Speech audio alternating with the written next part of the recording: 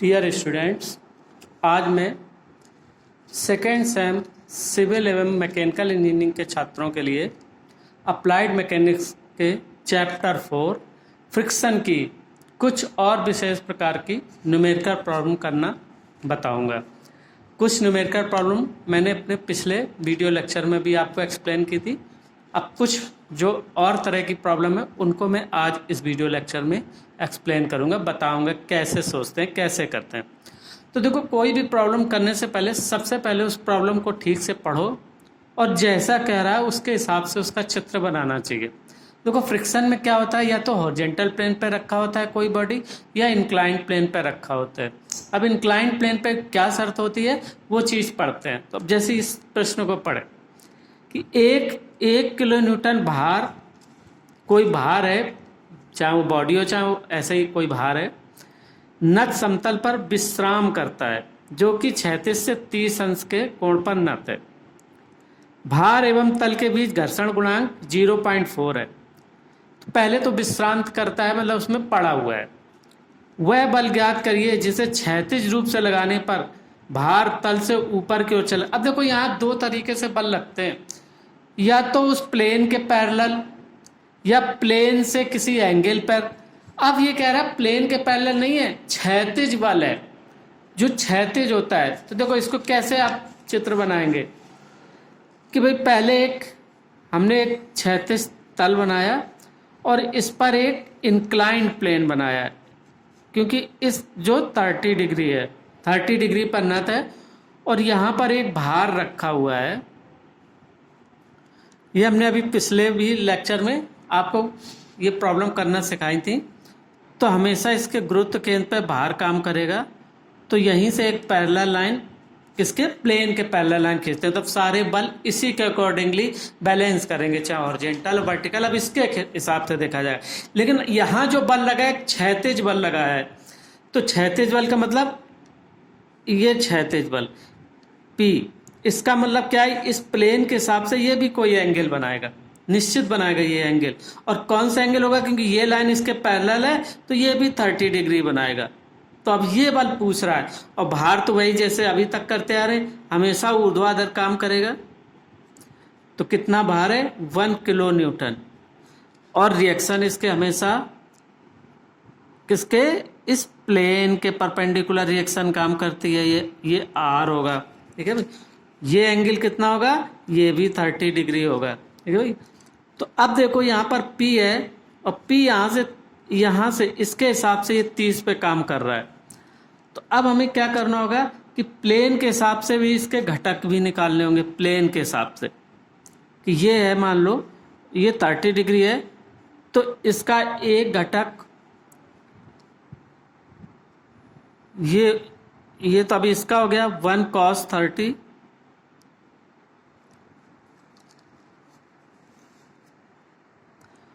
और इसका इस डायरेक्शन में हो जाएगा P cos 30, और इसके अब इस वाले लाइन के परपेंडिकुलर डायरेक्शन में, यानी इसके परपेंडिकुलर है ये लाइन, तो ये P cos 30 है, तो ये होगा P sin 30।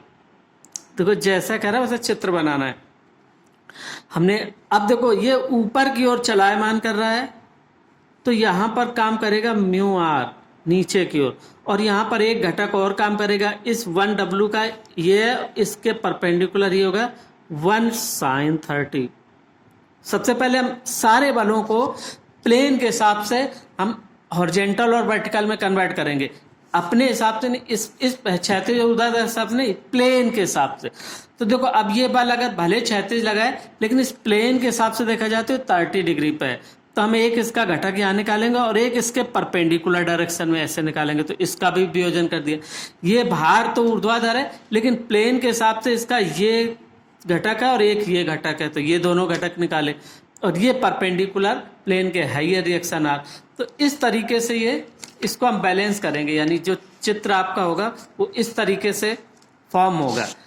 अब जब आपने देखो, अब सब चीज फुलफिल हो गई कि 30 डिग्री पर नत है, 1 किलो न्यूटन का भार है जो कि नीचे की ओर काम करता है और विश्राम में है, तो अब क्षैतिज बल, अब ऐसे भी पूछ सकता था कि इसके पैरेलल, तो फिर वो उसका क्षैतिज हो ही जाता घटक, या इससे किसी एंगल पे, तो फिर उसके ऐसे घटक होते। अब चूंकि ये क्षैतिज है तो अब इसके ये और ये घटक होगा, क्योंकि इससे 30 डिग्री बना रहा है तो ये इसका क्षैतिज घटक होगा और इसके ये परपेंडिकुलर। अब इसमें हम बैलेंसिंग कर दें। देखो क्या करेंगे कि जैसे हम करेंगे सिग्मा एक्स बराबर 0, सिग्मा एक्स बराबर 0। अब इस प्लेन के हिसाब से देखा जाए तो क्या क्या होगा, सिग्मा एक्स ये एक्स डायरेक्शन में, तो पी कॉस 30 ऊपर की ओर है, तो ये होगा P cos 30 equal to mu R इस डायरेक्शन में प्लस 1 साइन 30, है ना, 1 साइन 30। तो ये क्वेश्चन क्या बनेगा, P इंटू कॉस 30 का रूट 3/2 बराबर म्यू आर प्लस साइन 30 का मान होता है 1/2। तो देखो अब यहाँ से इसको हम थोड़ा सा सिंपल वे में सॉल्व कर लेंगे। तो ये बचेगा P रूट 3 है ना, equal to 2 mu R plus 1, क्योंकि प्लस 1/2 था। तो ये एक समीकरण, अब ये थोड़ा सिंपल वे में हो गया। दूसरा इक्वेशन क्या बनेगा, अब ये वाला ऊर्ध्वाधर, अब ये घटक नहीं लिया जाएगा, ये घटक नहीं लिया जाएगा। अब इस प्लेन के ऊर्ध्वाधर और क्षैतिज सिग्मा y बराबर 0 करेंगे तो क्या होगा कि r बराबर p साइन 30 प्लस 1 कॉस 30। तो अब देखो भाई इनके सबके मान रख लो, यानी p इंटू साइन 30 का 1/2 प्लस रूट 3/2, ठीक। तो r बराबर क्या हो गया, p प्लस रूट 3/2, ये समीकरण 2 होगा। अब देखो इन दोनों समीकरणों को सॉल्व करना है तो हमें अननोन चीज निकल आएगी। अभी म्यू आर भी है, ये म्यू का मान से दिया हुआ है 0.04, तो यहाँ पर म्यू का मान रख दें। समीकरण 1 में म्यू का मान भी रख दीजिए और फिर इन समीकरणों को सॉल्व कर लेंगे। सॉल्व करेंगे तो इसका आंसर, जब अब कैलकुलेशन आप खुद करिएगा, ये कैलकुलेशन करने के बाद आंसर ये आएगा P बराबर 1.2708 किलो न्यूटन। समझ गए ना, यहाँ पर म्यू का मान रख देंगे तो 2 इंटू 0.4 R प्लस 1 यहाँ पर हो जाएगा, यहाँ पर कुछ कर ही नहीं सकते। अब इस R का मान भी समीकरण 1 में रख दोगे, तो जब R का मान समीकरण 1 में रख दोगे तो ये सॉल्यूशन आप करोगे। थोड़ा सा कैलकुलेशन है, कैलकुलेटर से कैलकुलेशन करके आप इसको सॉल्व कर सकते हैं। तो 2 समीकरण सॉल्व करना तो आप लोगों को पता ही है, तो ये आप सॉल्व करके, मेन चीज़ है कि उसका फिगर समझना है।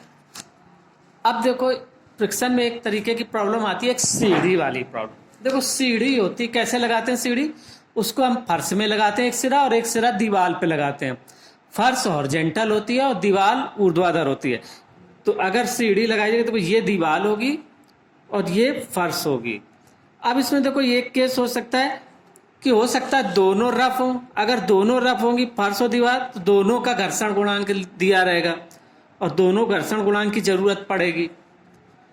और अगर ये कहा जाए कि एक चिकना है और एक रफ है, तो उस केस में क्या होगा कि सिर्फ उसके एक के घर्षण गुणांक की जरूरत पड़ेगी। तो देखो प्रश्न में पहले पूरा पढ़ें कि क्या दिया हुआ है।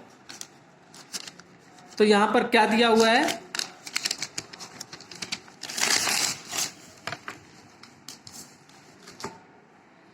देखो यहां दिया हुआ है एक सीढ़ी जिसका एक सिरा रफ फर्श पर, यानी फर्श रफ है, तो रफ को ऐसे दिखा दें, फर्श रफ है। दूसरा चिकनी दीवार, तो दीवार चिकनी है, चिकनी दीवार के सारे है। सीढ़ी सीमांत संतुलन में, यानी सीमांत संतुलन में फिसल नहीं रही।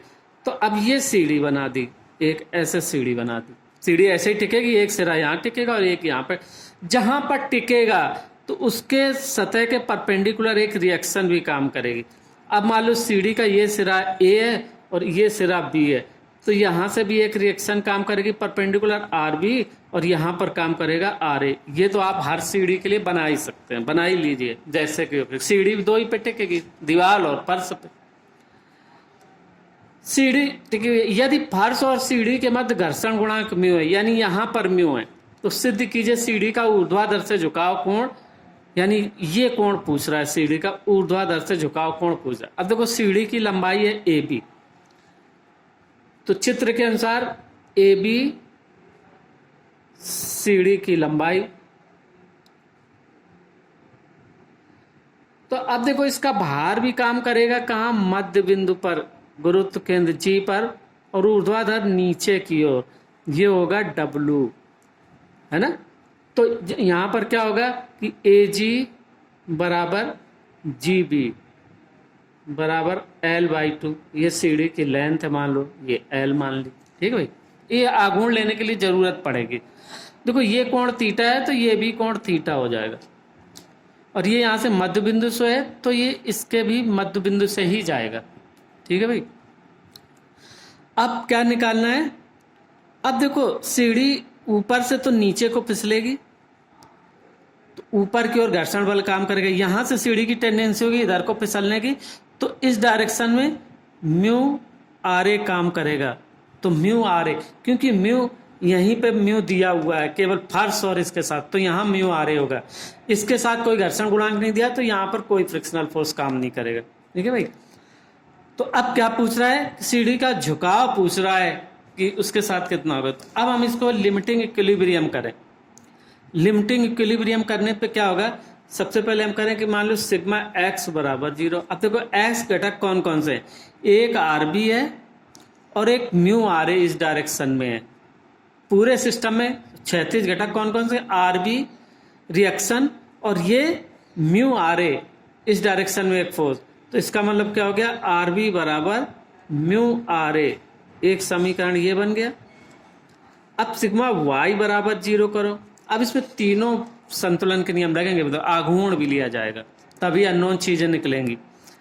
अब सिग्मा y में क्या है कि RA ऊपर की ओर है और W बार नीचे की ओर है CD का, तो क्या हो जाएगा RA बराबर W। अब इन सबका अभी आगे के इक्वेशन में काम आएगा, कैसे रखेंगे।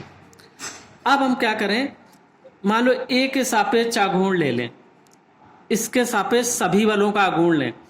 तो देखो इसके सापेक्ष ये जो बल जा रहा है इसका इसी बिंदु से कोई आघूर्ण नहीं होगा, RA इसी बिंदु से जा रहा है, इसका कोई आघूर्ण नहीं होगा। अब दो बाहर बचे केवल W और RB। तो RB की क्रिया रेखा ये, तो ये परपेंडिकुलर डिस्टेंस चाहिए, ये मतलब कि ये वाली BC, और ये इसकी क्रिया रेखा W की ये है, तो ये परपेंडिकुलर डिस्टेंस ही है यानी DA। तो हम देखो आघूर्ण लें, यानी कैसे देखो लें कि टेकिंग मोमेंट अबाउट A के सापेक्ष आघूर्ण लें, तो म्यू RA एक फोर्स है जो कि A से होकर जा रहा है, इसका आघूर्ण 0 होगा क्योंकि परपेंडिकुलर डिस्टेंस 0 होगी, क्योंकि आघूर्ण के लिए क्या होता है, बल और बल की क्रिया रेखा से लंबवत दूरी। तो और RA भी A से जा रहा है, इसकी भी नहीं होगी, तो क्या होगा RB इंटू ये डिस्टेंस कह लो चाहे ये बराबर ही है। तो हमें त्रिभुज ये पता है, तो हम BC लेते हैं, BC, और इसका डायरेक्शन ऐसे होगा, और प्लस अब W इंटू DC, और ये डायरेक्शन ऐसे होगा, तो बराबर 0। तो सिग्मा m बराबर 0 हमें करना है। अब हमें चाहिए BC और DC। अब BC और DC देखो कैसे निकाल सकते हैं। BC और DC, अब देखो इसमें देखें, इस त्रिभुज ABC से हम क्या कर सकते हैं, देखो BC कैसे निकाल सकते हैं। ये कोण थीटा है, थीटा के फॉर्म में निकाल, ये कोण थीटा है, तो ये आधार हो गया, ये लंब हो गया, और ये कर्ण हो गया। तो CD के फॉर्म में लें, CD तो कैसे लेंगे कि हम कैसे कर सकते हैं, और छोटे वाले त्रिभुज में भी लेना है, इस त्रिभुज में कि DAG में, तो AG कर्ण है, ये आधार है और ये लंब है, तो लंब हमें लेना AD upon AG equal to sine theta. ठीक है भाई, इस त्रिभुज में ऐसे लोगे तो ये लंब होगा, ये कर्ण और ये आधार, साइन थीटा। और ए जी बराबर है एल बाई टू, तो ए डी बराबर हो गया L by two sine theta. अब बड़े वाले त्रिभुज में देखो, बी सी ए से, अब बी सी इसमें क्या है कि बी सी आधार है और ये ए बी कर्ण है, तो क्या हो जाएगा कि B C upon A G equal to cos theta. तो इसका मतलब बी सी बराबर क्या हो गया एल कॉस थीटा, क्योंकि हमने सीढ़ी की लंबाई टोटल एल मानी है। तो अब ये मान इसमें अगर रखें तो क्या होगा, देखो R B into B C है एल कॉस थीटा। अब ये उस तरफ चला जाए, एक इस तरफ रहेगा, एक उस तरफ, क्योंकि एक माइनस होगा एक प्लस होगा, तो डब्लू इंटू, अब डी सी बराबर क्या आ जाएगा, डी सी बराबर क्या निकाला है हमने, नहीं डी सी नहीं sorry A D, W into A D, D C नहीं ए डी, क्योंकि ये परपेंडिकुलर डिस्टेंस, तो ए डी क्या निकाला है L by two sine theta. तो अब देखो भाई कि W बराबर है आर ए, W बराबर है आर ए, तो हम W की जगह तो आर ए रख दें और आर बी की जगह रख दें म्यू आर ए, क्योंकि दोनों एक ही फॉर्म में आ जाएंगे आर ए के फॉर्म में। तो क्या हो जाएगा, आर बी बराबर रखें समीकरण 1 से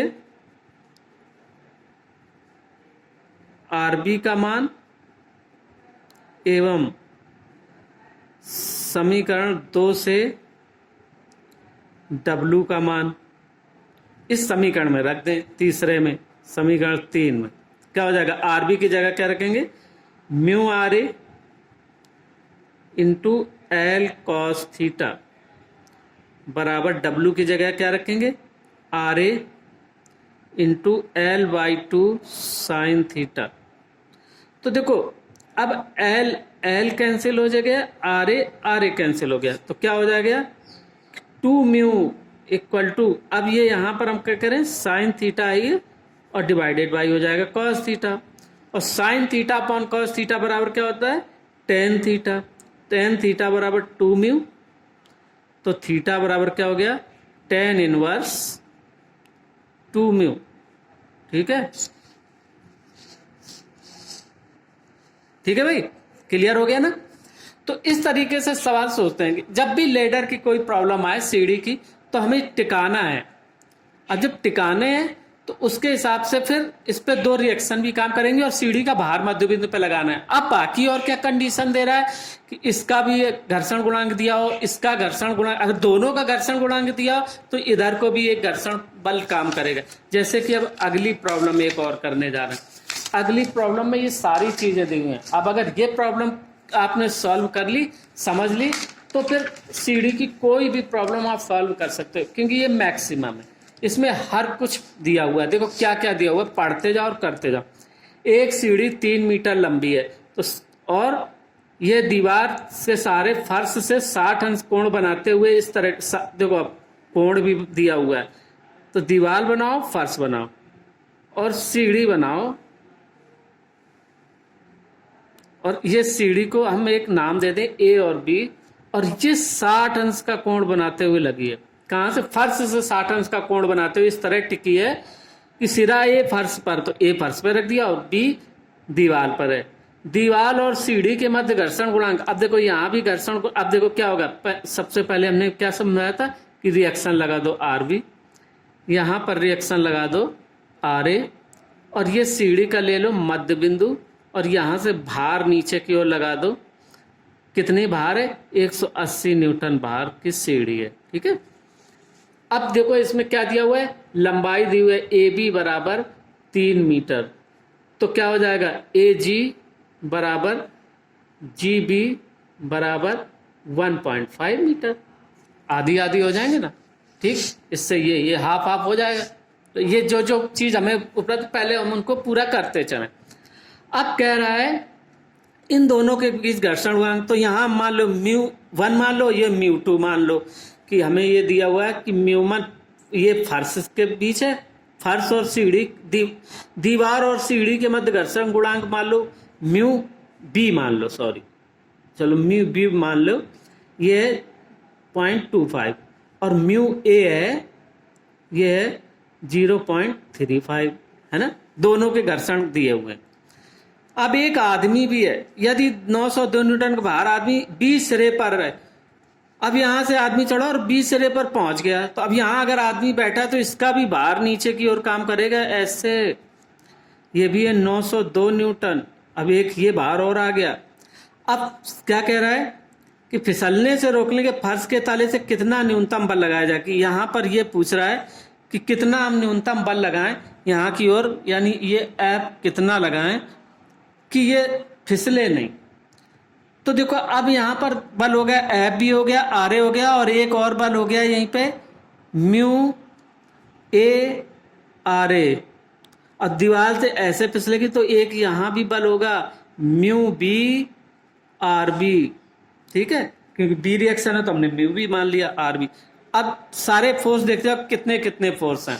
अब देखो यहाँ टोटल फोर्स कितने हो गए, आर ए है, आर बी है, डब्ल्यू भार नीचे की ओर है, आदमी का भार भी नीचे की ओर है, म्यू बी आर बी ऊपर की ओर है, एफ बल न्यूनतम लगाया, मान लो ये हमें निकालना है, लेट न्यूनतम फोर्स इक्वल टू एफ, तो एफ बल लगा है और म्यू ए आर ए भी यहाँ लगा है।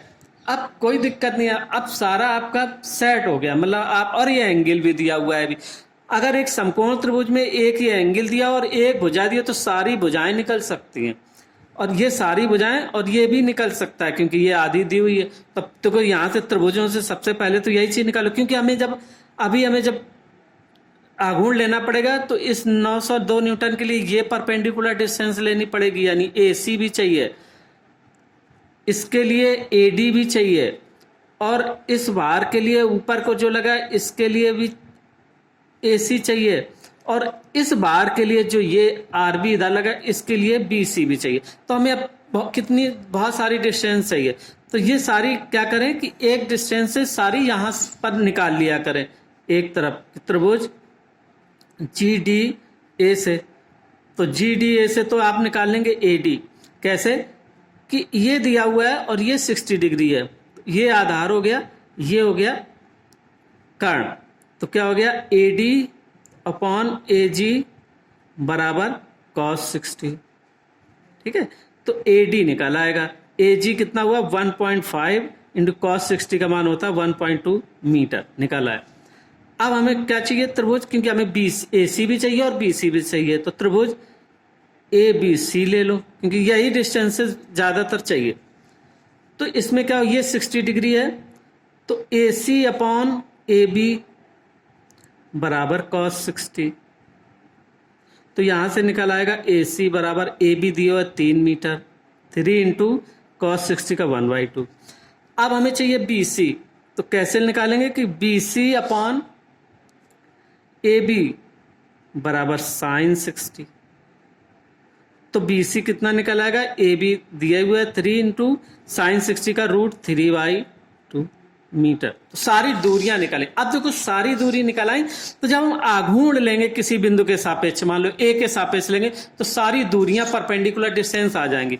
अब तो बाकी कोई कठिन बात है ही नहीं भाई, देखो अब तो सारी कैलकुलेशन है, तो सिग्मा x बराबर 0 करोगे। अब हम केवल इक्वेशन बना के यहाँ पर आपको छोड़ देंगे, अब कैलकुलेशन आप खुद कीजिए कैसे करेंगे। देखो सिग्मा, अब x घटक देखो कितने हैं, देखो ये घटक कितना हुआ, RB भी उस डायरेक्शन में है और बाकी है mu A RA plus F, ये फोर्स, ये समीकरण 1 हो गया। तो इनके मान भी रख दो म्यू के, तो RB बराबर म्यू A बराबर दिया हुआ है 0.35 RA प्लस F। अब हमें इनमें से कुछ पता नहीं है तो समीकरण बनाएंगे, जब सॉल्व करेंगे तब निकल के आएंगी। अब दूसरी चीज दी हुई है सिग्मा y बराबर 0 करें तो क्या होगा, देखो ऊपर की ओर कौन कौन से बल लगे हैं, RA plus mu B RB, ये दो ऊपर की ओर और ये दो नीचे की ओर बराबर 902 प्लस 180। इसको समीकरण बना लिया, तो अब इसका मान रख देंगे तो क्या हो जाएगा 0.25 RB प्लस RA बराबर, इनको जोड़ दो कितना हुआ 1000 82। ये समीकरण 2 हो गया। ठीक है, एक समीकरण तो ये आर बी बराबर इतने आर ए प्लस एफ या एफ प्लस आर ए जो भी है, और एक ये हो गया। तो एफ अननोन है, आर ए अननोन है, आर बी अननोन है, तीनों चीजें अननोन है। अब हमें निकालना है एफ। तो जब 3 समीकरण बनेंगे तभी निकल सकता है। तो अब हम मोमेंट ले लें, टेकिंग मोमेंट अबाउट ए के सापेक्ष, तो ये तीसरा समीकरण बन जाएगा।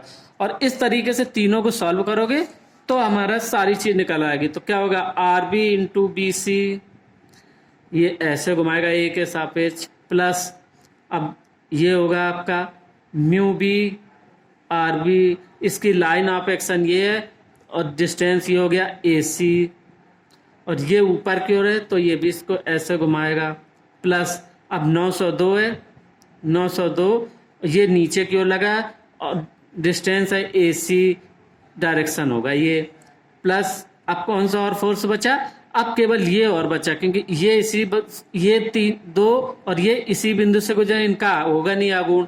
तो अब होगा 180 W इंटू ए डी। ठीक है भाई, अब देखो हमने इसीलिए सारी दूरियां निकाल दी थी, बी सी ए डी भी निकली हुई है, ए सी भी निकली हुई है और बी सी भी निकली हुई है। तो अब इन दूरियों का मान रख के समीकरण बन जाएगा। इसमें भी आर बी, केवल आर बी इसमें रह जाएगा जो कि अननोन है।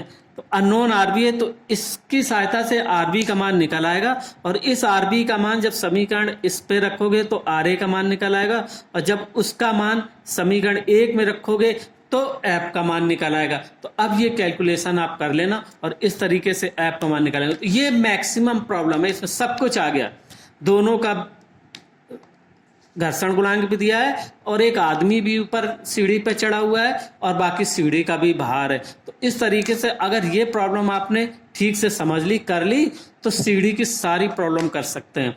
तो अब इस तरीके से ये चैप्टर फ्रिक्शन का खत्म हो गया। आपके सिलेबस में बस इतना ही है, इससे ज़्यादा नहीं है। ठीक है, तो बाकी अब हम अगले वीडियो लेक्चर में नेक्स्ट चैप्टर शुरू करेंगे, centre of gravity. Thank you.